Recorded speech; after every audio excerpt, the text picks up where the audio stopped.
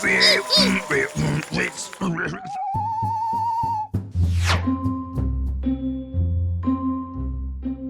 did we discover how the planets move?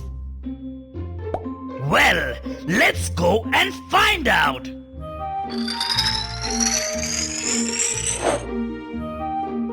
Hey, look! It's Johannes Kepler! John who? Johannes Kepler! The man who discovered how the planets move and changed the way we looked at planetary orbits, with the sun being the focal point. I thought it was Copernicus who discovered that the planets revolve around the sun, instead of the sun revolving around the earth. Oh yes, he did! He also said that the planets move in a circular motion. But actually, they don't. They don't? No, they don't. When Kepler was asked to define the orbit of Mars, he noticed that a planet moves quickly when it is closer to the sun and more slowly when it is farthest from the sun. Right. And from this realization, he concluded that the orbit of Mars was elliptical and not circular. Really? You don't say.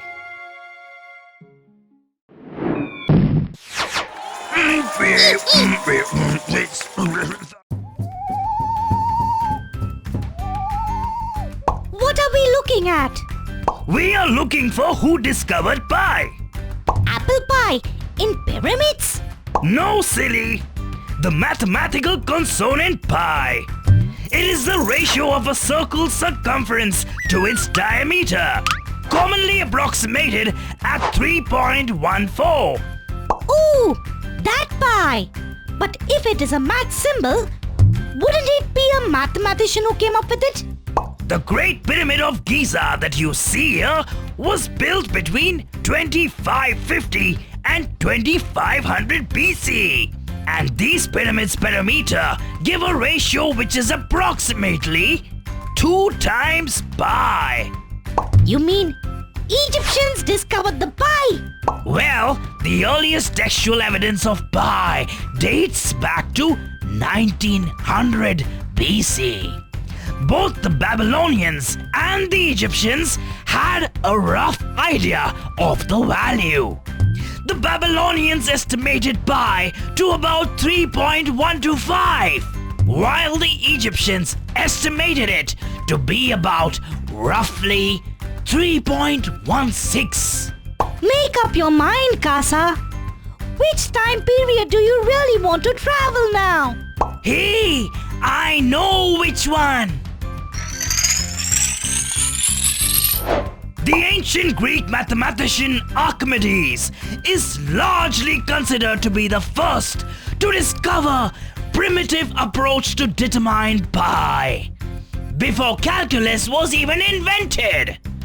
How did he do that? He didn't calculate the exact value of pi, but rather came up with very close approximation. He used 96-sided polygons to come up with a value that felt between 3.1408 and 3.14285. Now there were so many who kept calculating the pi's decimal digits to more accuracy, but it was Archimedes who is considered to be the first to come up with such a close estimation. That is so cool for an old-timer.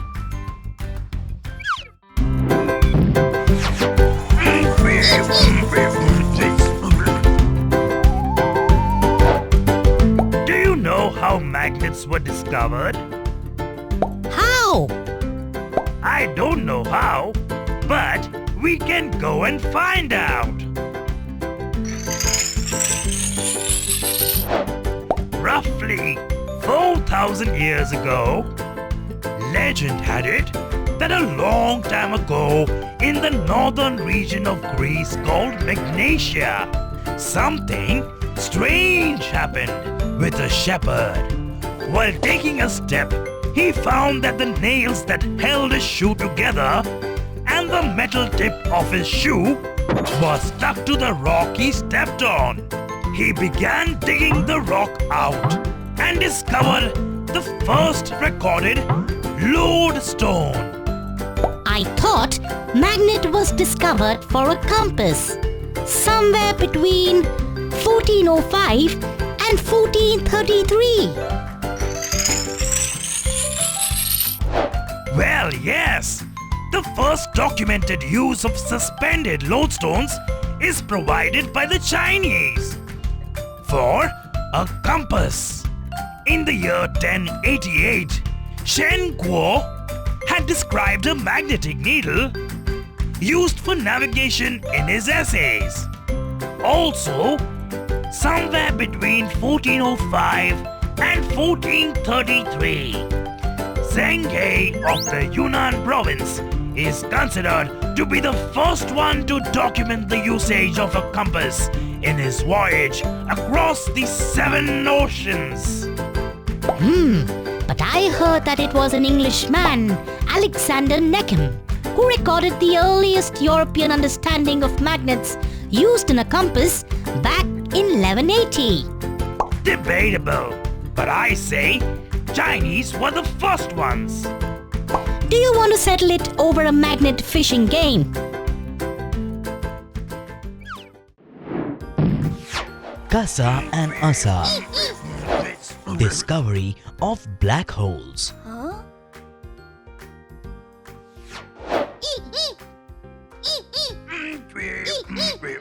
What are we looking at? Show me, show me. Oh, Asa, move over. Quit hogging the telescope. I'm on a serious mission. Let me help.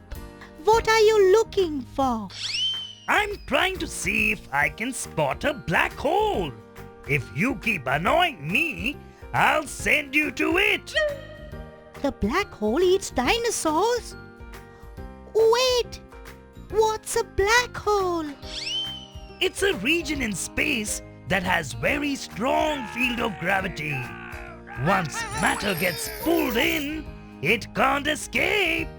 I don't want to go there. Okay. How about I tell you how they were discovered instead?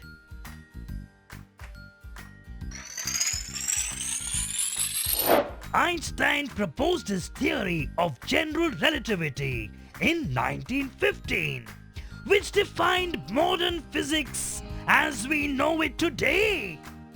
Physicist Carl Schwarzschild solved Einstein's equations soon after they were published. Really? Schwarzschild was the first person to realize that black holes existed based on the theoretical work of Einstein. But do you know who's the most popular scientist when it comes to studying black holes?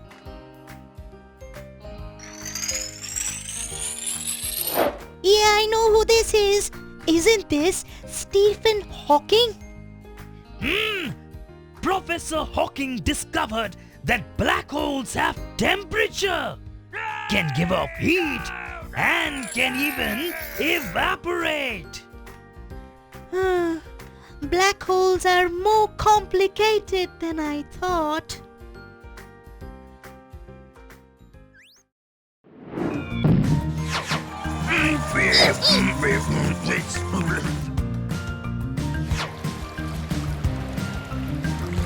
Casa, what are you doing? I am collecting gold. In that? Yes, this is how ancient people collected gold.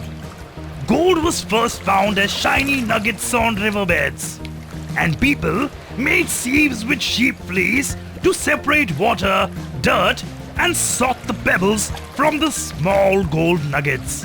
It was a very tiring process. Yes, but who discovered gold? Come, let's take a look.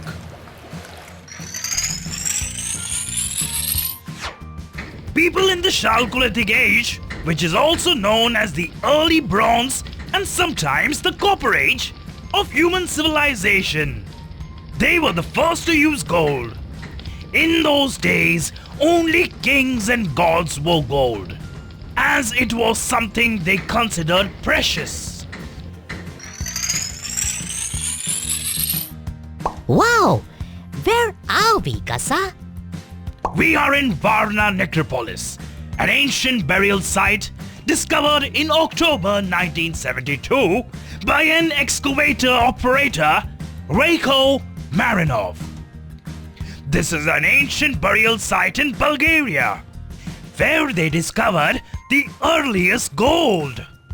The gold found here, along with other artifacts, dates back between 4560 BC to 4450 BC, according to radiocarbon dating methods conducted in 2006.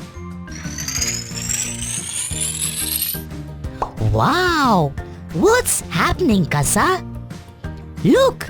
The streets are turning to gold! Yes, we have now landed in Egypt.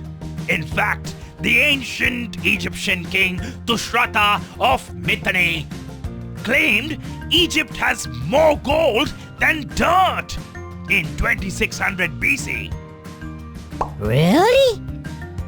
Well, the ancient Egyptians were one of the first people to have detailed map of their gold mining region in Nubia in the Turin Papyrus map, which also showed the structure of the early gold mining facility.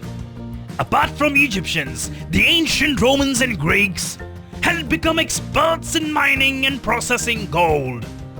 The Romans had even designed a hydraulic gold mining machine. Oh, I'm so excited! Let's go to our riverbed and look for gold!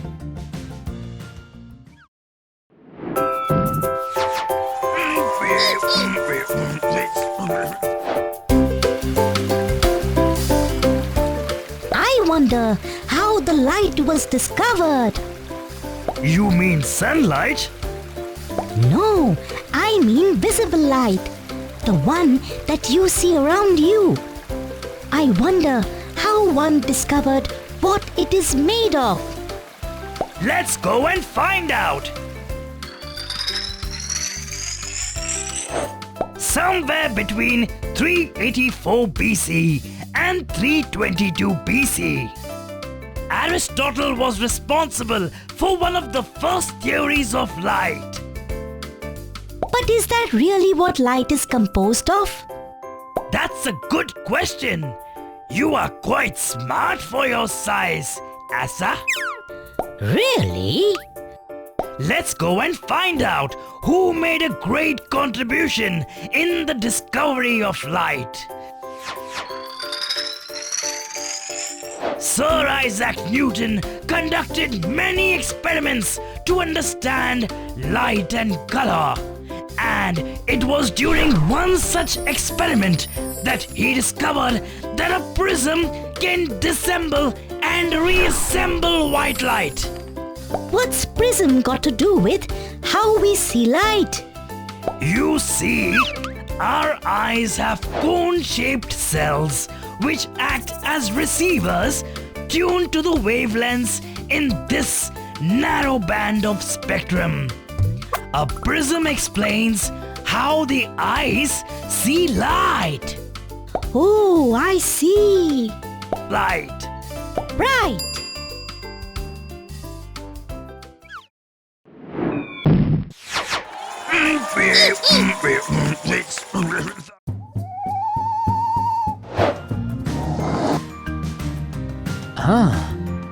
What is that? That is a handprint. Our ancestors used handprints as signatures before they learned how to read and write. Wow! Really? Yes, it is still used as the only authentic identification tool we have in this age of biometric identification too. How did people know that fingerprints are unique? Come, Let's see. In 1858, William Herschel, a British civil servant who worked in India, asked a local builder to sign a contract with a palm print of his entire hand because the man didn't know how to sign his own name.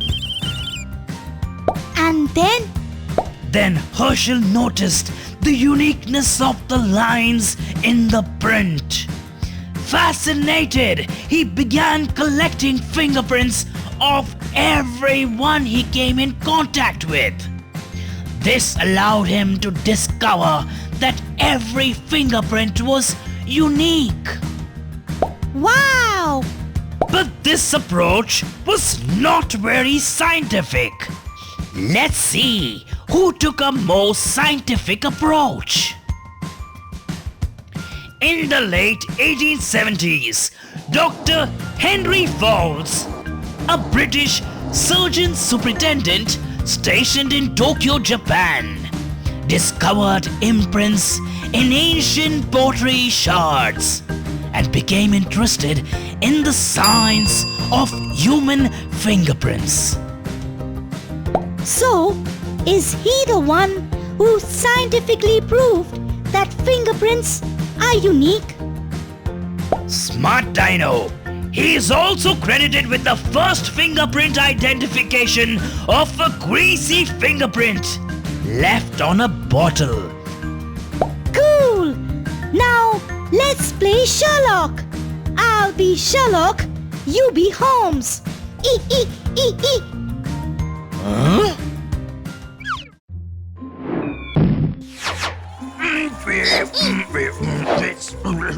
Discovery of America.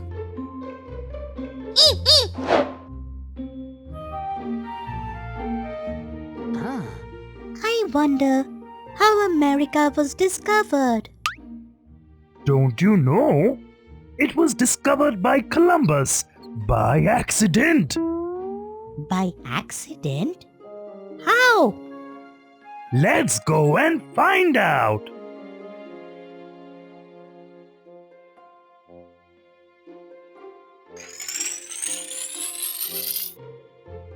At the end of the 15th century, the route to Asia from Europe by land was nearly impossible. The Portuguese explorers sought an easier route by taking to the sea and sailing across West Africa to reach Asia. Oh boy, didn't they have a map with them? Explorer Christopher Columbus believed that the circumference of the earth was much smaller than what was previously believed and decided to sail across the Atlantic instead of the African continent. He thought it would be a more direct route to Asia from Europe. He never found the route to Asia, but instead, in 1492, he stumbled upon America. Columbus was a funny man. But did you know that Vikings discovered America 500 years before that? What?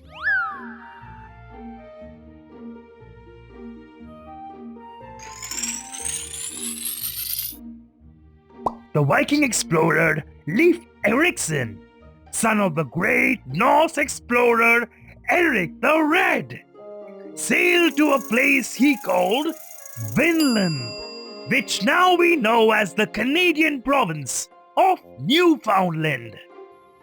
Are you sure, Casa? Nobody discovered America before that? Of course! Somebody else discovered it before the Vikings! The Native Americans! Of course. Don't you know? They are the first ever inhabitants of America! Where did they come from?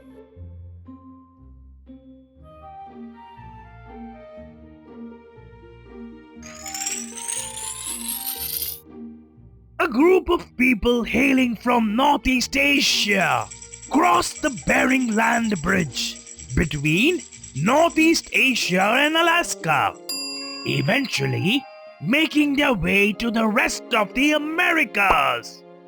Later, they split into different groups, creating the genetic and cultural diversity that exists today.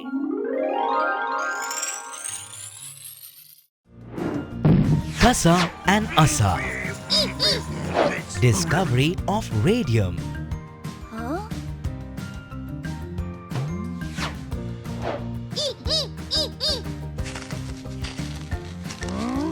Oh no! What have you done? Have you been playing with those radioactive rocks again? Radio? What? I don't feel so good. What are those rocks? Haven't you heard of radioactivity? Marie Curie? She coined the term to describe something that emits radioactive particles. Oh wow! Did she also stumble upon it accidentally like I just did? And no, she worked hard for it. She in fact went on to become the only scientist to have ever won not one, but 2 Nobel Prizes.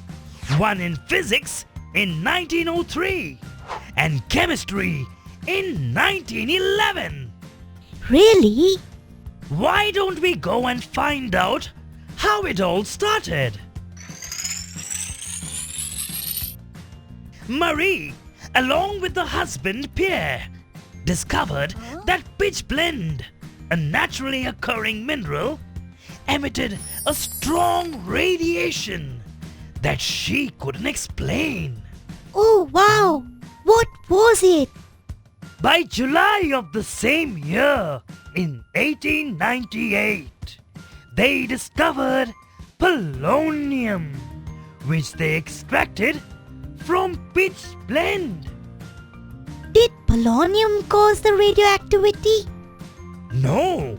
In December, they announced they'd discover one more element, radium, which was highly radioactive.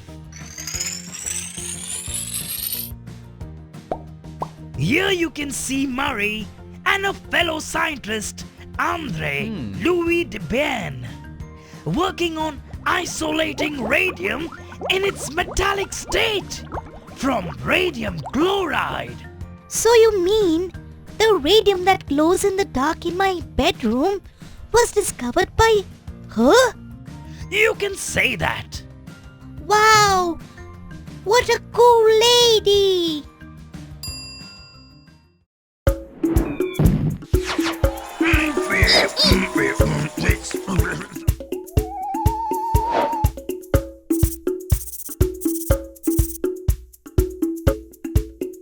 Can I also try my hand at calligraphy? Yes, this is how it's done. But where is the ink? This is ink. That's a block of ink. Isn't ink supposed to be liquid? Yes, modern day ink is made differently.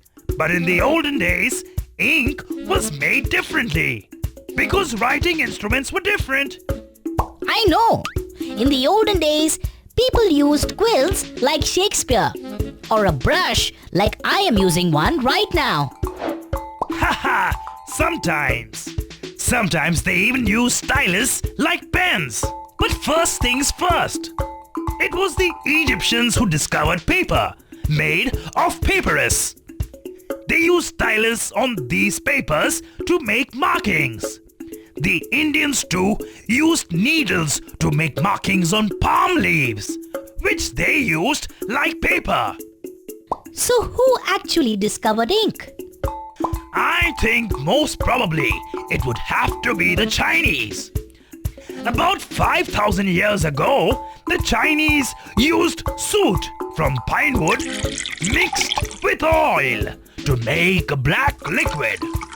This was later mixed with gelatin and used as ink. The best ink for silk and paper is made from the resin of pine wood. So, it wasn't Indians who discovered ink. No, India ink got its name because the Chinese were trading in the carbon black materials from India. It was the Kawi dynasty who established the manufacture of India ink. Oh, now I see. Yes. Yes.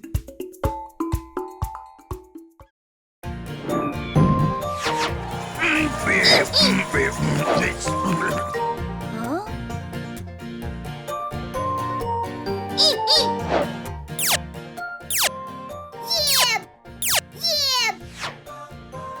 Asa, happen shall doom. If laser you play with.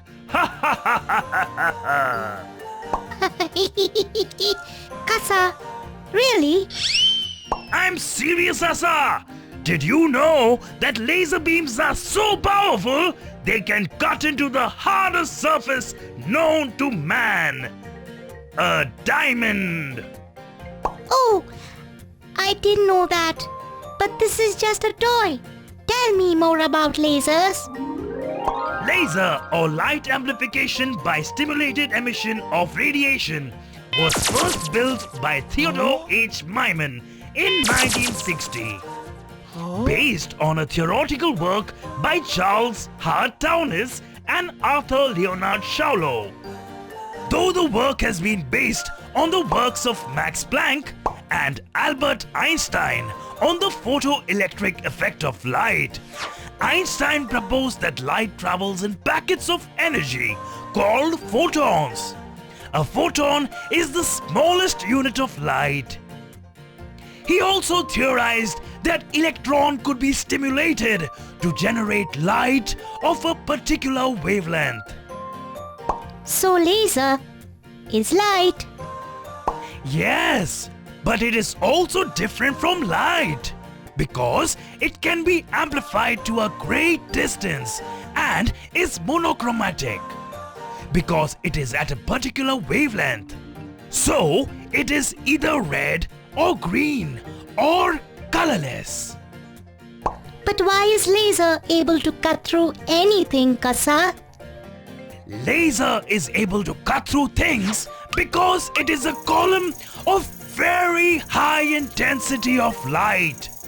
This is done with the help of a curved mirror. This makes the beam more magnified and increases the intensity.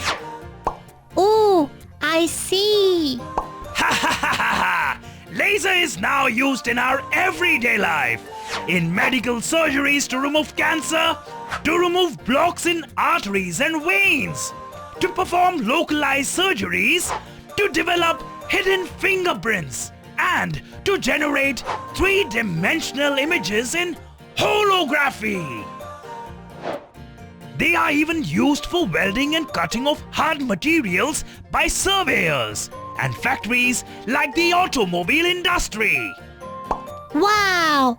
Careful must we be with laser.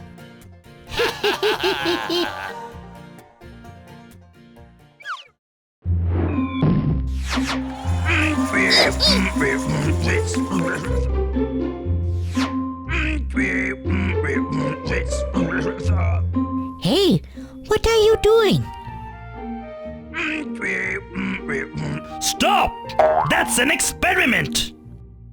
The peas are an experiment? Really? What are you trying to figure out? I am trying to see which batch of peas are identical and which batch of peas are different. It's called genetics, and the differences are caused by genes.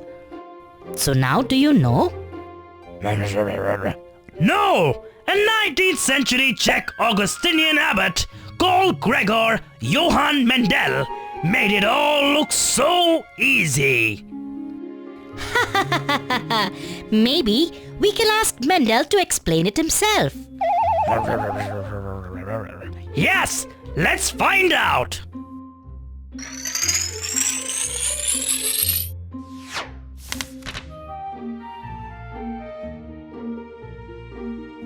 Oh, now I understand. Mendel first took two different pea plants. One was purple and one was white. When he crossbred the two pea plants with different colored flowers, he discovered that the first generation of offsprings show only the dominant gene. That's tough, Casa. I know, but after looking at Mendel's notes, I think it's easier now. Let me show you. Okay. When he used the first generation offspring to create the next generation, he discovered that the recessive white flower gene surfaces in a ratio of 3:1. Through his experiments with the various traits of the pea plant, Mendel could explain how genetic traits are carried from parents to successful offsprings. Sometimes the traits are dominant and sometimes recessive. Oh, I understand. That explains why some people look like their parents and some like their grandparents. Yes, Mendel is known as the father of modern genetics. It is because of his research that today we understand chromosomes, DNA, molecular genetics, and even evolution. Yes, now I understand some of my ancestors better. Even Uncle Rex.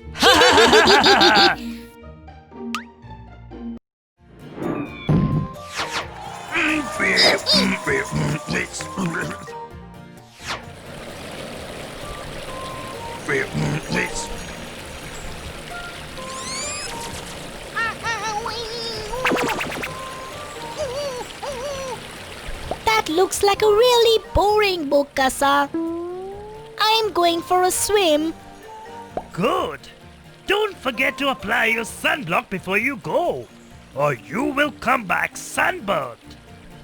Oh, I forgot. The sun's UV rays can burn my skin. Ha ha ha ha! Yes! Thankfully we have the ozone layer to protect us. But doesn't the ozone layer have a hole in it? Yes, the ozone layer has been damaged. But the hole is the smallest right now in the last 30 years. Why do we need the ozone layer so much? Well, I am reading a book on the evolution of life. And the ozone plays a very important part in the evolution of life on Earth. Isn't that interesting? Not as interesting as swimming in the sea. Okay, tell me. Let's find out.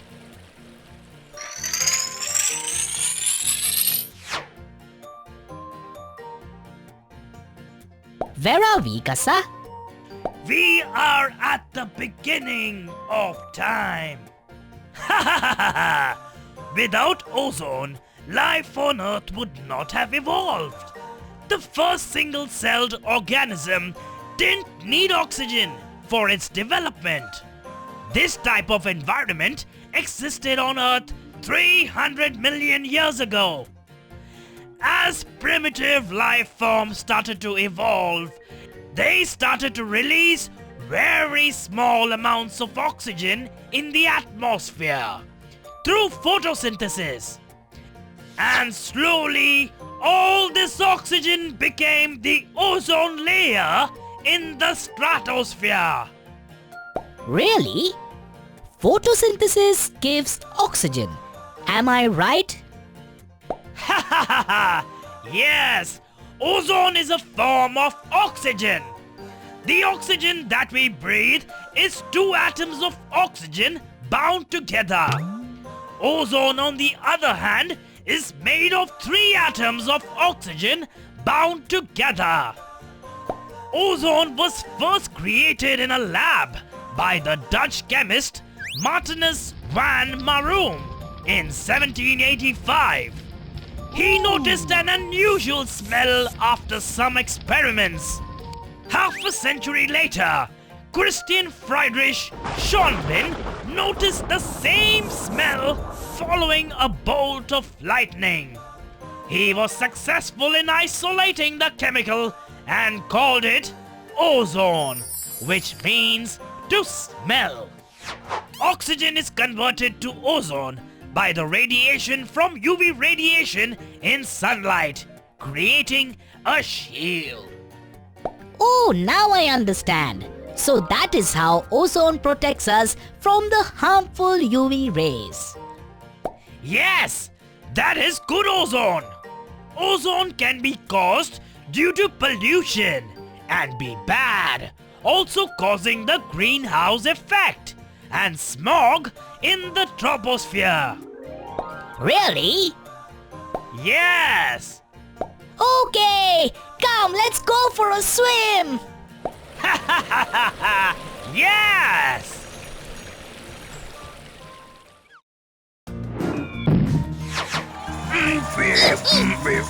Who discovered allergies?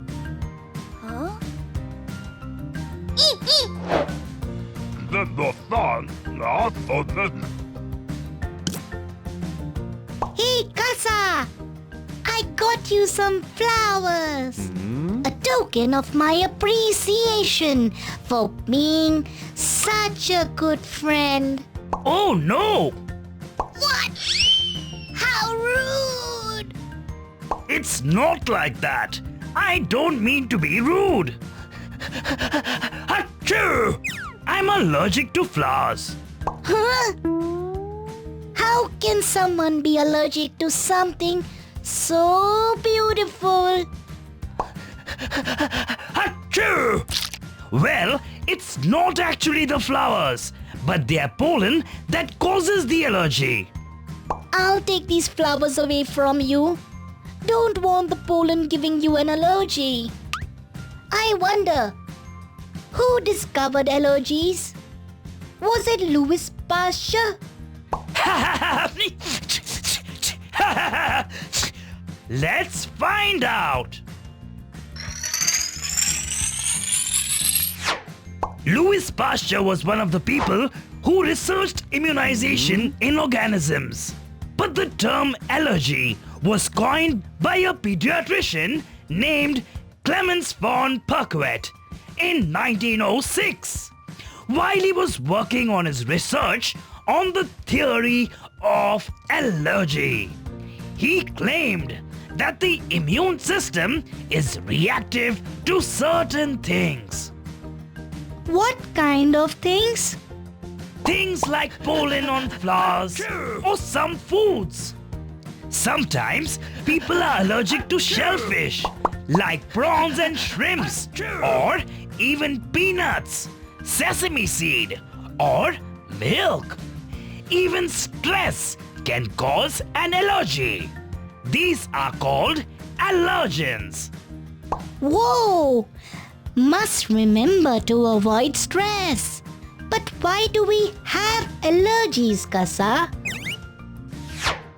The body's immune system develops a defense mechanism to protect it against diseases. If there are germs or microbes in the body, the immune system produces antibodies to fight them. Oh! But sometimes the body's defense system has a reaction to allergens. It tries to block off allergens by producing immunoglobulin E or IgE, which attaches to cells called mast cells. This causes the release of various substances, including histamines. Sometimes the reactions can be very bad. Then we need to go to a doctor. Wow! It's good to know our immune system works so hard. Yes, as the famous Roman philosopher Lucretius said, what is food for some may be fierce poison for others. Huh? Forget it.